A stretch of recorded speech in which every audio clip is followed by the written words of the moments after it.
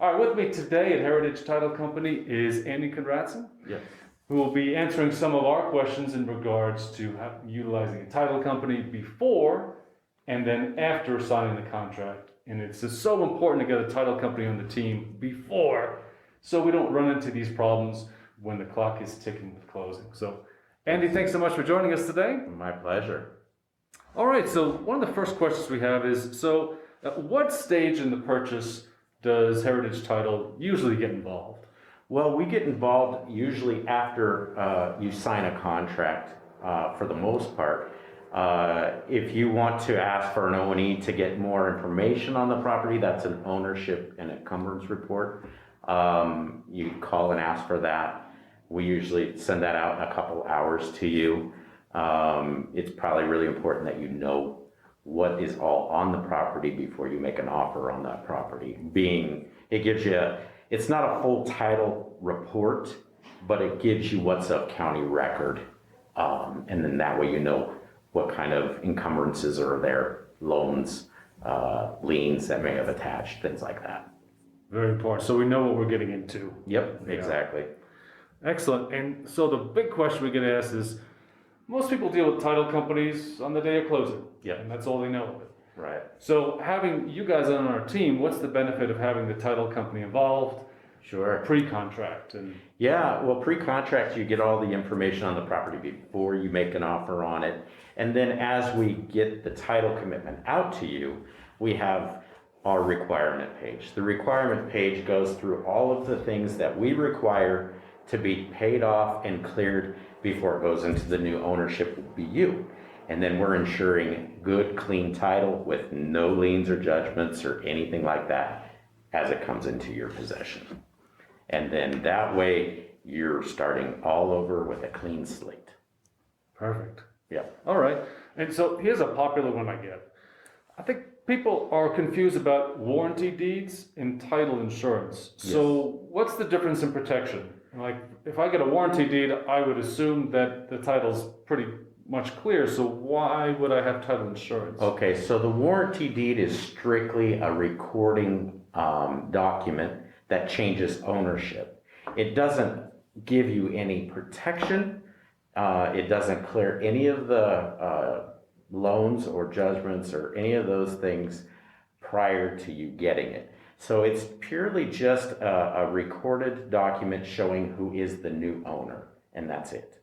So title insurance is much different because we go into the whole background of that property, who's owned it. We actually go back a couple different owners, and then we find out what they owe, who they owe, and we have to call for payoff information. If there's tax liens, we have to clear those. If there's judgments, we have to clear those. If there's encroachments, let's say, for instance, your building is built on an easement, we protect you with those type of things. A deed is strictly a recording instrument. Oh, okay. So Yeah. just because it's a warranty deed doesn't mean, I warrant that it's completely clean. Absolutely not. No, it just shows who the new owner is. Yeah. Gotcha. That's so important then. So again, another topic in regards to title insurance, they're asking, why is it so important? I think Right. you pretty much answered that. Is there anything else you can think of? Yeah, I think title insurance, it not only protects you, but your lender too, if you happen to have a loan on that. So there's two separate policies, but it's really important, especially when you're buying multiple properties, that you don't get yourself in a position where you're buying something that somebody may have had financial trouble, and they, if it's the IRS or if it's mechanic liens, they hit every single thing that person owns. So if they own a subdivision and they're building houses and they don't pay their contractors, that's what those things will hit every property they own. So it's important that you get that protection. And I think a lot of people think, well, title insurance is just, I go to the closing, you prepare the documents and I sign them and that's it. It's a non-tangible item, and I understand that it's hard to understand, and why do I pay $1,000 for this service? But it's $1,000. Usually the seller pays for the owner's policy, and you split the closing fee customarily between the buyer and seller. So you want to make sure as the owner you're getting a good title company that will pay claims if there are any, and that will cover any possible issues that are out there before you own that property. That's the difference there, and that's why I feel title insurance is really important. I think a lot of people don't understand how much we actually do behind the scenes to protect you. So with title insurance, for example, if we own the property for 5 years and all of a sudden some random lien holder comes in, that now jeopardizes our title, Right. like from the lien holder from the past. Yep. That's where the insurance would kick in, and Yes. So we cover in your title policy, there's exceptions and then there's endorsements. Your exceptions will cover anything of record, and your endorsements will cover anything of record and not of record. So there are limitations to some of these liens that can come back. So they could be out by time, but it's our job to figure that out. And so if somebody were to file a claim, it's our job to either A, pay the claim, or fight that on your behalf. So you don't really have anything to engage in that. It's our responsibility to do oh, that. that's interesting. So some things that aren't recorded, for example, if there was an option that wasn't recorded, Right. and that comes up from the Yep. past, that's when title insurance would kick in. And Yep. I see. Wow, good to know. Especially if it wasn't recorded in the first place. Right. Gosh. Okay. So then it's a matter of we have to they have to justify, is it a true and valid lien? But that's our job to figure that out. And then if it is, how did it get missed? And is that something that then we have to pay? But that's pretty rare. I think some of the things that we see more common would probably be sometimes you have an encroachment and you'll have like maybe somebody that'll put a fence on somebody's property and they put all of their landscaping there. Well, you have protection for that. I mean, obviously, if we're ordering a survey and we know where that stuff is at, then we validate where those property lines are. So those are things that if it comes up, we handle it. It's not that big of a deal, but it happens. I bet. Good to know. All right. So this is an interesting one with a wholesale deal. Yeah. Now I might have one coming up shortly. Some people talk about doing a double close. Yes. Where you have the current owner, the wholesaler, and then the end buyer in the same closing room. Yeah. So with that situation, does the end buyer get title insurance, or is there any kind of gotchas with a double closing? There's not. I mean, we have a product called a hold open policy, and a hold open policy is so you're purchasing it as a interim buyer, and a double close is interesting. We do them as long as it's full disclosure. Everybody knows what's happening. Everybody knows what's going on. But a hold open policy, we can move it from the seller to you and then to the new buyer. And usually it's like 10% more on the premium on the policy itself. But we have a product designed to do that, so then the end buyer does have that protection. So they do have the protection. Oh, okay, that's good to know. Another one, so it's my understanding that title insurance has exceptions. Yes. Of course. Uh-huh. Some of them that I've heard, and if you can back me up to see if that would be the case or not, like municipal liens, Yep. unpaid property taxes, federal income tax liens, court judgments, foreclosure proceedings, which is interesting. Yep. Because if the foreclosure happened 10 years ago, let's say, Yep. and it wasn't completed correctly, that could come back. It could. And also child support liens. So Yep. are these exceptions on like the standard policy, and is there options we can add to our insurance to cover these? Yeah, that's a great question. A lot of these items that you've mentioned will be in my requirement page. I won't typically move them to the exceptions because I will want to deal with them so that you have clean title coming through. Now, if there's something that we can't resolve, but yet the risk is minimal, but like, for instance, when you're talking about unpaid property taxes, those we would make sure are current. So whether it's coming from the seller, if they're in distress, it may come out of their proceeds. You, on your behalf, you could probably negotiate that in your price, and you're paying the property taxes if you get it for the right price. We're fine with all of that. We just then require closing instructions to instruct us on how to do it. But those are, I wouldn't say exceptions. Those are going to fall in the requirements. When you're talking about federal tax liens don't go away. If you're in foreclosure, we have to get it released by the IRS, and if they don't pay them off as far as the proceeds, they may take a settlement and then reattach to that person's social security number and anything else they may own. So we still have to ensure that you have clean title with those items.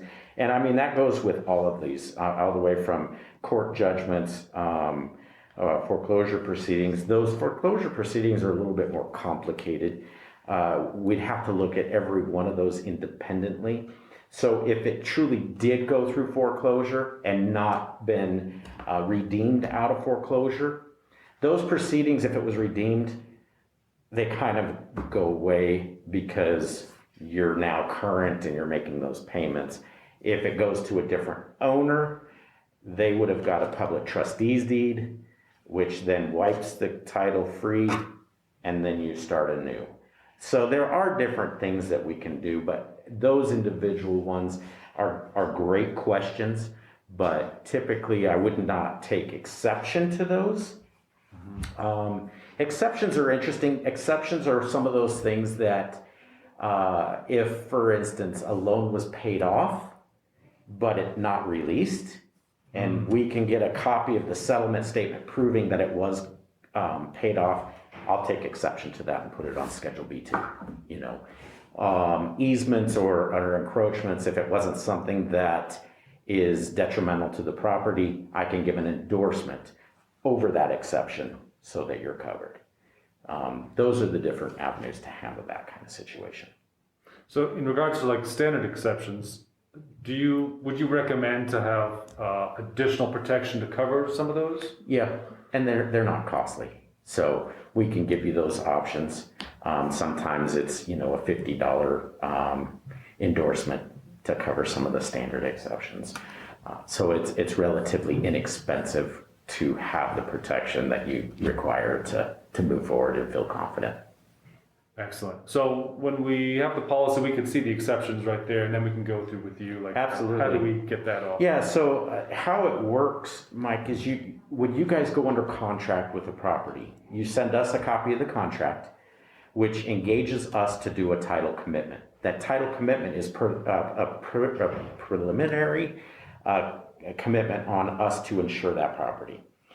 And in that, you'll have, page 1 will be everything with the new title, how you guys are taking title. If there's any loans, we'll do a lender's policy there too, and what that amount is. And then on page, I think it's like page 2 or 3. So you'll have like the legal description, all parties to that transaction on page 1. Page 2 will have, your requirement page, which will be everything that is of record that needs to be cleaned off, record being paid off or whatever, move to you guys. And you'll have how you're going to take title on that side. Page 3 typically is the Schedule B2s. So you'll have the exception page. And those will have, oil and gas leases in a subdivision. And, everything is under a planned unit development these days. So a lot of those things will be included in those. And lenders take exception, title companies take exception, because there's regulations that you can't drill within 150 feet of an improvement. Well, an improvement is a sidewalk, a curb, a road, a structure. So you're protected, but those are things that will be in your exception pages. You'll also have 1 through 4, which is the anything of record, anything not of record, those liens. That will be in there. There is an endorsement to cover that. If it's a multifamily unit, usually there's a multifamily endorsement, something like that on that page. So I can go through the commitment with you on how to read it, what's important, and that's another appointment that you and I can have and go through that. Another reason why to keep you in the loop before closing day. Correct. Yes. Excellent. So this one's interesting. This looks like it might be coming up with me lately. So if I work with the lien holder Yes. so I don't own the property yet, Uh-huh. work with the lien holder to reduce the lien, and now it's time for closing. So is there any recommendations you can make to me or whatnot to ensure that that reduced lien follows through with closing, so where everything is stated properly with the new lien amount? Yeah, so you're talking about an existing lien on the property, and you're wanting to get a reduced amount on that. Correct. So I work with that lien holder, like for Yeah. the courts or. Sure. So that would be our closers will be. So I'm on the title and sales side, but the closer would call for a payoff, and that payoff, if you're already working with them and they give us a reduced payoff amount, that amount will be the amount that will be on the requirement page to be paid off in order to move forward with closing. Oh, okay. So you will coordinate with the lien holder. Correct. And so Our closers definitely will do all of that for you. Okay.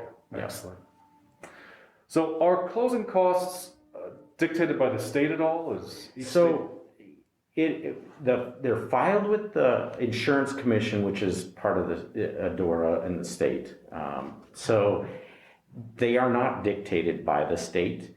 We as title companies have to file our rate filing and justify why we're going to charge what we're charging. So whether it's a closing fee, whether it's a title policy, those all go through. They're not negotiable because they're filed with the insurance commission. So let's say, for instance, my competitor is at $900 and I'm at $1,200. And you want to send me the business and say, hey, but your competitor's at $9. I don't have the ability to reduce those because it's filed with the state of Colorado. Oh, I see. So there's really not on the title companies, whether it's, X brand or my brand, we're all filed and we're regulated. So that is the fee, and there's really no negotiating on those. And that's why that is. Oh, I see. That makes sense then. Another one is, so what closing costs should a buyer of a multifamily property expect, particularly when we're not using traditional institutional financing? Right. I don't have an exact number of what it would cost you because it would depend on the purchase price amount. So all of our fees, our title insurance fees, are based off of, let's say if you're buying something for $1 million, you'll have a rate filed for that amount. And it could be $1,600, it could be whatever, but and then you'll have your endorsements on top of that. So as far as the buyer will pay, if there's not conventional financing, your fees are substantially less, and it depends. Obviously, if you're writing the contract and you write in that you're going to cover the closing costs, including title, well, then your fees are going to be more. Like I said earlier, customarily in the state of Colorado, the seller will pay for the owner's policy for the new buyer. Okay. If there is a loan involved and they want a lender's policy, you get a subsequent policy, but it's at a reduced rate. It's probably less than half of what your owner's policy would be. So, and private money investors sometimes want that, but if it's investors that are coming in and buying it all together, they typically don't need a lender's policy, nor do they want one. So you'll just be getting the owner's policy, which is provided by the seller, and then you'll just split the actual closing fee itself. Oh, I see. So lender's policy with private money is it's negotiable. It is. Yeah, so they may want it, they may not. So sometimes they just want a copy of the owner's policy, and if they're recording a deed of trust, typically they will ask for a policy. Sometimes it will be private investors. It'll be look like a cash deal with no recorded deed of trust. In those cases, they won't ask for those at all. Oh, okay, that makes sense then. Yeah. All right. So, can you explain when we're signing the contract, we give some earnest money. Yes. And I believe once we sign the contract, that's when the gears start with the title company. Correct. So how does the earnest money work? Does it Sure. just go in regular escrow, or is there anything different? We have an earnest money account that's set up directly. We don't commingle those funds. So like with different transactions, it's just one transaction with you set up for that one account.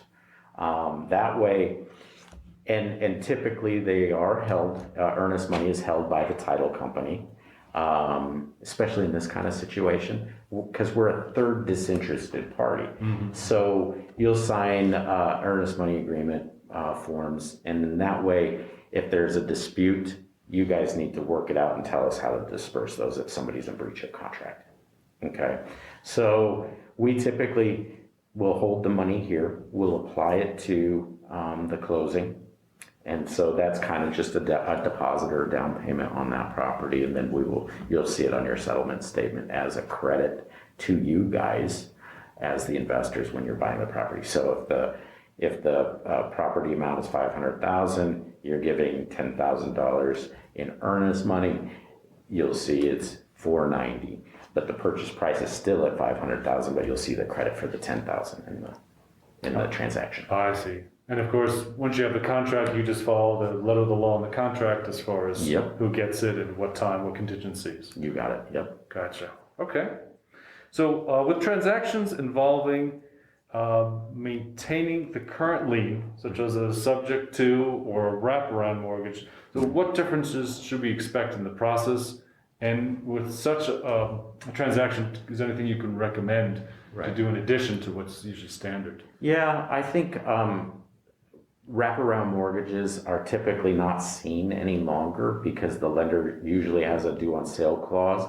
However, they can be done as long as we disclose everything that's happening. Now, if some of the things would be slightly different, you'll still see the owner's policy. You'll still see, a warranty deed. I believe you had asked in this question, how does the ownership look? Well, if it's a wraparound and you're actually buying the property, it does go into the new buyer's name with a warranty deed recorded, which on a wraparound could pose you some problems to do it that way because it shows the legal owner as someone different than the mortgage. And that's where lenders don't like the fact that if they weren't in contact with you to get you qualified to buy that or assume that. And that's where assumptions come in, which is kind of nice because on commercial you could probably do that. And then they do a modification and show the new owner in place. So there are different ways to handle that. And those are kind of like a snowflake. So we want, if that's what we're going to do, and it is possible with the lender because we're still going to have to engage them, then we can figure out what kind of recorded documents they need, what kind of protection they would like, if any. But yeah, that's how we would handle those. Or like you and I talked earlier, is maybe do it with a private money source in lieu of a wraparound mortgage. Makes sense. Oh, so here's an interesting one. So if we have a seller-held note, so we're not using institutional financing, the foreclosure proceedings, is it a different process? It's not. So it is the same process. They still have to do the notifications, the pre-foreclosure 75 days before and that kind of stuff, if they were going to foreclose or if you guys were going to foreclose. But doing a private note holder we would still do it just as if we had a conventional lender. We would offer the same services as the title company. So I didn't understand that the title company would be involved in a possible foreclosure like that. I didn't realize that. We don't, but I mean, if you were going to foreclose, so that's all handled through the public trustee. The title company only would be engaged if you're doing a private mortgage, if you're the seller and you're going to hold the note, you just give us instructions on how to record who's on title, that whole thing. And we would follow those instructions to do that for you. If you were the buyer with somebody who's going to hold the note and they're going to be your bank, basically, we would still get instructions from that standpoint. But on a foreclosure proceeding, if you're looking at that, that kind of is out of everybody's hands, and we have to just do what the state and the courts instruct us to do at that point. And then if they go all the way through the foreclosure proceedings, and then you get a public trustee's deed, or they sell it at the courthouse on a I think it's like Wednesdays at 9 o'clock in the morning or whatever.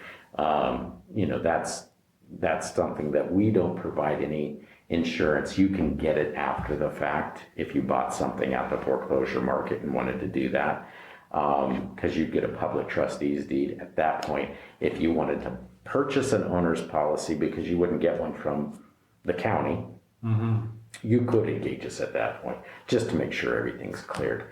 The foreclosures, typically a lot of things are purged off of that title, but there are certain things that don't come off, which are tax liens can still be there. And the main one are HOA liens. They're called super liens. They don't go away. So if you buy something from the foreclosure market and there is HOA liens, because if they're a default, they're probably not paying their HOA dues. Yeah. You have to clear that. And so HOAs can only by law go up to 6 months of back dues. So you'll still have to pay it, but it'll be 6 months worth of HOA dues. But you want to make sure that that's cleared. Wow. Yeah. Like judgment liens, do they usually disappear with the foreclosure? They do. They do? Wow. Well, it depends. I mean, judgments can be out by time. So you've got to see when it was recorded and all of that other stuff. But they are notified as well. A judgment lien holder has the ability to redeem that property just as the first and second lien holder. It goes in order. So the first lien, if they're in foreclosure, everybody below them gets notified. They all have an opportunity to buy that property, but they have to pay the liens in front of them. So if it's the judgment, it can go away, but they actually were notified in the foreclosure. They have to pay the first and the second, or the second and then the first, to get that property, because they are in order. So but like I said, they do go away because you were notified. You have the opportunity as that judgment, the lien holder, to buy that property because you filed your judgment against that property, and it went into foreclosure. You had the ability to take that property. Now, it was going to cost you to get it for everybody in front of you. You had to make good on. Makes sense. So you can always buy lien position, and that's something maybe you would consider doing if it was a good enough buy. Sure. But really, it's kind of a risky thing, but sometimes those risks really do pay off, especially if you can buy a lien holder's position as an investor. HOA ones, for instance, it would be a good one to buy, because then you're not going to be dealing with $100,000. You may be dealing with thousands of dollars. You can buy that lien position, and then you can start the foreclosure proceedings. Even if you're in second or third position, you still have the power. Yep, you sure do. That's interesting. And the last one we have is, in your experience with wraparound mortgages, does the seller or buyer usually hold the title at closing? The buyer does. The buyer holds the title. Okay. Yep. Because you still do a deed transferring that ownership in that. So that's where you'll see the difference. And that, as we talked earlier, that's where lenders get, if they ever pull up to pay. If you're not escrowing, it's not as big of an issue. But if you escrow your taxes and insurance, if they get the tax bill once a year and they see a different owner in place, they could call that note. And that's that risk with wraparound mortgages. So yes, it does go into your name because you want to make sure that you're not just a holder of a lien. Because if you didn't move that ownership deed to you, you really have no collateral. Yeah, I mean, no ownership, yeah. Right. So yeah, you want to make sure that that's done if you do venture into the wraparounds. Oh, I see. So then, I guess technically then a wraparound and subject to, they're pretty much the same as far as the closing and who owns title and who owns the lien itself. Yep. Yeah. Okay, that's a good one. Great. Well, thanks so much for spending time with us today to answer our questions. So My pleasure. if any of our viewers would like to contact you for more questions in regards to title, Yes. transfers, anything, how would they get in touch with you? Either my cell phone or my email address. My cell phone number is 970-222-7299, and my email address is andy.conradson, that's CONRADSON, at heritagetco.com. Excellent. Yeah, Thanks so much, Andy. you bet. It was nice to meet you. Thank Nice to you meet for you. coming in.